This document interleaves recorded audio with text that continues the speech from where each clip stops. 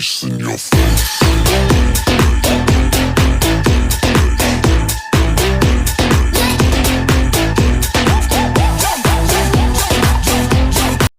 Hello everyone, आज हम लोग एक बहुत ही इंटरेस्टिंग राइटर यूजीन ओनील की बायोग्राफी पढ़ेंगे।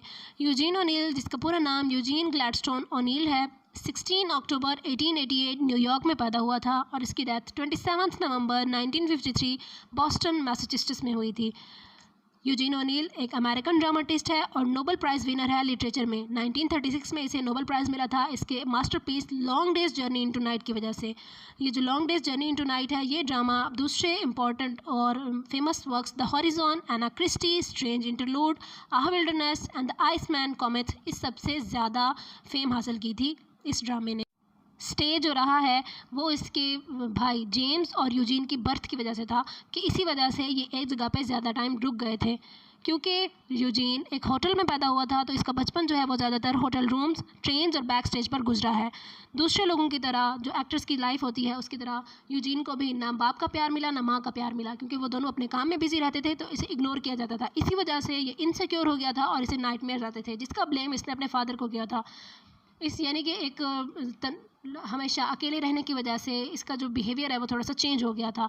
इसकी मदर जो है वो ड्रग एडिक्शन का शिकार हो गई थी और उसकी डेथ भी इसी वजह से ही हुई थी। इसकी मदर की डेथ ड्रग एडिक्शन की वजह से हुई थी।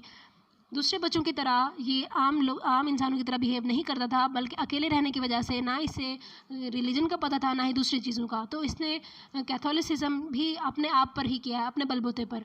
यानी कि इसने जो रिलीजन है वो भी खुद सीखा और अपना करियर भी खुद ही चूज़ किया था। इसकी राइटिंग्स में भी हमें यही स्ट्रगल मिलती है कि किस तरह इंसान जो है वो गॉड तक पहुंचता है, जो उसकी जर्नी है वो यहाँ पे बयान की गई है। इसकी एजुकेशन की अगर बात करें तो यूजीन ओनील ने बोर्डिंग स्कूल में अपनी एजुकेशन कंप्लीट की है। कहीं जो समर था तभी फैमिली इकट्ठे होती थी और उनका जो अपना एक ख़ानदानी घर था वहीं पर वो लोग रहते थे और यूनिवर्सिटी में इसने अपनी एजुकेशन कंप्लीट की। इसकी जो एजुकेशन कंप्लीट हुई थी वो 1907 में हुई थी और तब उसके अगले साल ही उसने अपना करियर जो है वो चूज़ कर लिया था कि आगे उसने करना क्या है, क्योंकि थिएटर जो है इसके ब्लड में था। तो उसी वजह से पहला जो इसने अपना एक पहले कोशिश की थी, फर्स्ट इसकी जो अटैम्प्ट थी, जो ड्रामा इसने लिखा था वो एक मेलो ड्रामा था जो कि कहीं से भी सूटेबल नहीं था। उसका जो सब्जेक्ट था वो प्रॉस्टिट्यूट्स थी, डेरेलिक्ट्स थी और लोनली सेलर्स थे, क्योंकि हम लोग जानते हैं ना इसका जो बिहेवियर था या फिर इसकी जो बचपन जिस तरह से गुजरा है उस चीज़ का इसकी राइटिंग्स पर बहुत ज़्यादा असर हमें देखने को मिलता है। एक तो वहाँ पे तन्हाई ज़्यादा थी, दूसरा जो स्ट्रगल यहाँ पे देखने को मिलती है वो उस टाइम अमेरिकन थिएटर के लिए सूटेबल नहीं थी। तो जो थिएटर क्रिटिक था उसने यूजीन के फादर को इंसिस्ट किया था कि इसे ना हार्वर्ड भेज दिया जाए ताकि वो वहाँ पे बेकर की एकेडमी में जाके थोड़े से थिएटर के जो कोर्स है वो कंप्लीट कर ले। तो 2 साल इसने वो कोर्स कंप्लीट किया था 1914 और 1915 में। 1916 नेक्स्ट ईयर इसने एक बहुत ही अच्छा एक प्ले लिखा था थिएटर के लिए जो कि बहुत ही ज़्यादा सूटेबल था। जो दूसरा इसका एक्सपीरियंस रहा है वो मैसाचुसेट्स में एक ग्रुप था जिसने यानी कि 1 एक्ट प्ले किया था और तभी उसने उनके साथ काम किया था। वहीं पे ही उन लोगों को पता चल गया था कि थिएटर जो है ये इसके ब्लड में है और ये अच्छा परफॉर्म कर सकता है, अच्छा लिख सकता है और दूसरा एक अच्छा डायरेक्ट भी कर सकता है। इसकी जो राइटिंग्स थे या फिर जो इसने प्ले राइट लिखे हैं थिएटर के लिए, उसका जो थीम था स्ट्रगल्स ऑफ फैमिली लाइफ, वो हम लोग देख सकते हैं कि इसने खुद जिस कदर अपने पेरेंट्स की इग्नोरेंस बर्दाश्त की है और जिस तरह उसे इग्नोर किया गया है और एक तन्हाई में इसने ज़िंदगी गुजारी है, तो वो जो स्ट्रगल है कि किस तरह इसने अपनी शख्सियत, अपनी पर्सनालिटी को समेट के रखा और जो स्ट्रगल इसने की है अपनी ज़ात को बनाने में, वो हमें देखने को मिलती है। ग्रीक मैथोलॉजी, इसे हम आगे तफसील से डिस्कस करेंगे। और दूसरा मास्क है। मास्क यहाँ पे एक इम्पॉर्टेंट थीम इस वजह से है कि जो कैरेक्टर्स थे वो तब मास्क यूज़ करते थे। मास्क के 2 मतलब ले सकते हैं हम, ताकि इंसान की जो असल शख्सियत है वो नज़र ना आए, दूसरा जो एक्सप्रेशंस हैं वो भी नज़र नहीं आते। हर इंसान के चेहरे के ऊपर मास्क होता है, जो असलियत होती है वो मास्क के पीछे छुपी होती है। इंसान मुंह पर कुछ होता है और उसके दिल में क्या है ये हमें पता नहीं होता। ये मास्क का जो थीम है ये तब थिएटर में बहुत ज़्यादा यूज़ किया जाता था कि जो कैरेक्टर्स हैं वो मास्क पहनकर ही प्ले परफॉर्म करते थे। ग्रीक मैथोलॉजी जो है वो बहुत ही ज़्यादा इंपॉर्टेंट रही है और यूजीन ओनील ये बानी रहा है इस चीज़ को लिखने में, क्योंकि इसका जो एक प्ले था मॉर्निंग बिकम्स इलेक्ट्रा, वहीं से ही इलेक्ट्रा कॉम्प्लेक्स का हम लोगों को आइडिया मिलता है, जो कि एडिपस कॉम्प्लेक्स के ऑपोजिट है।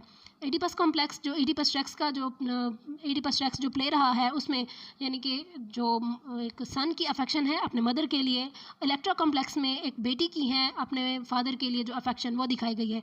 इस मैथोलॉजी में क्या है कि जो इलेक्ट्रा है वो इंसिस्ट करती है अपने भाई को कि तुम कत्ल कर दो अपने बाप का, यानी कि यहाँ पे एक तो मर्डर्स दिखाए गए हैं और दूसरा ये जो ह्यूमन साइकोलॉजी है इस तरह की, जिसे इलेक्ट्रा कॉम्प्लेक्स और एडिपस कॉम्प्लेक्स का नाम दिया गया है, ये भी यूजीन ओनील की राइटिंग्स में हमें देखने को यूजीन का राइटिंग स्टाइल दूसरे राइटर से डिफरेंट इस वजह से है कि इसने अपने पर्सनल एक्सपीरियंसेस जो हैं उससे शो किया है अपनी राइटिंग्स में।